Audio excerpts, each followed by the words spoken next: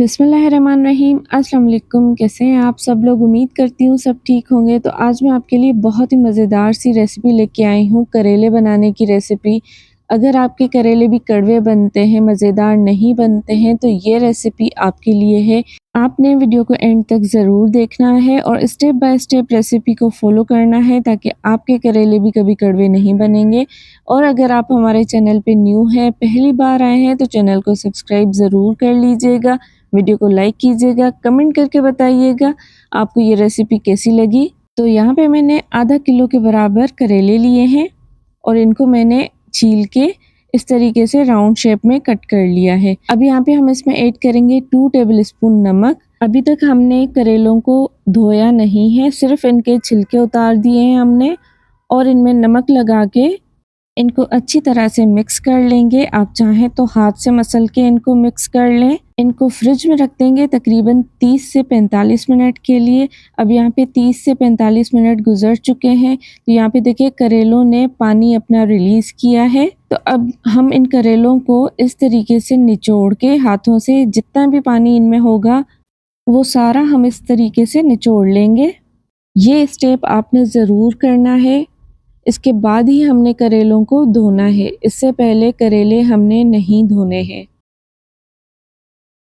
अब यहाँ पे देखिए सारे करेले हमने निचोड़ के उनका कड़वा पानी निकाल दिया है यहाँ पे। अब इन करेलों को हमने 3 से 4 बार खुले पानी से धो लेना है अच्छी तरह से। सेकंड स्टेप जो हमने करना है, यहाँ पे एक पैन में हमने पानी रखा है बॉयल करने के लिए। अब इसमें ये सारे करेले हम ऐड कर लेंगे। अब इन करेलों को तकरीबन 5 से 8 मिनट के लिए हमने बॉयल होने के लिए रख देना है।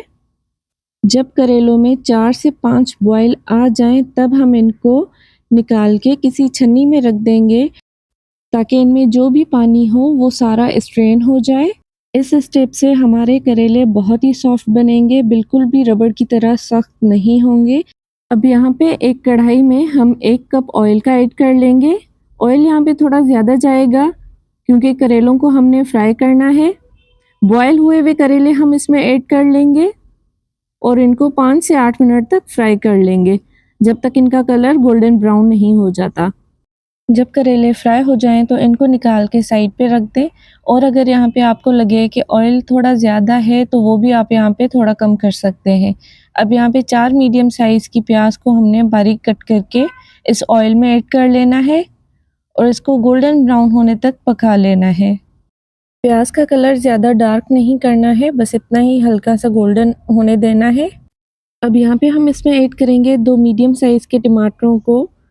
मैंने यहाँ पे टमाटरों का छिलका भी उतार दिया है और इनको बारीक कट किया है ताकि ये जल्दी से गल जाएं।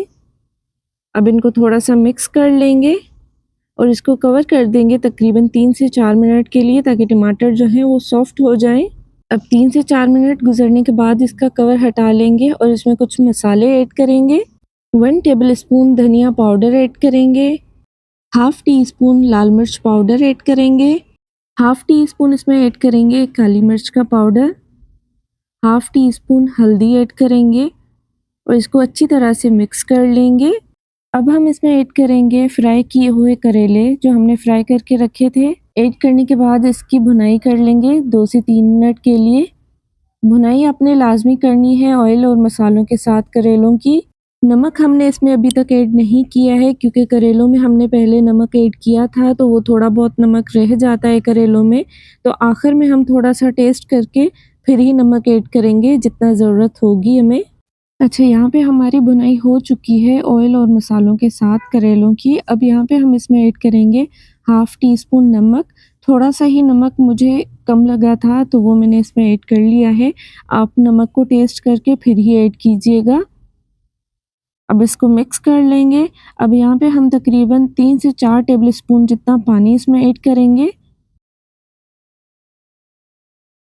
इसको बस थोड़ा सा मिक्स कर लेंगे और अब हम इसमें 2 कटी हुई हरी मिर्चें ऐड कर लेंगे और थोड़ा सा हरा धनिया ऐड करेंगे। हरा धनिया ऐड करने के बाद इसमें हाफ़ टी स्पून इसमें साबित ज़ीरा ऐड करेंगे और बिल्कुल लास्ट में हम इसमें आधा लीमू निचोड़ के ऐड करेंगे। यहाँ पे फ्लेम को बिल्कुल आपने लो कर लेना है और 2 से 3 मिनट के लिए इसको कवर कर लेना है। और जब कवर हटाएंगे तो आपके बहुत ही मज़ेदार से करेले बनके तैयार हैं। बहुत ही मज़ेदार बनते हैं और बहुत ही डिफरेंट रेसिपी है। आपने इस रेसिपी को ज़रूर ट्राई करके देखना है।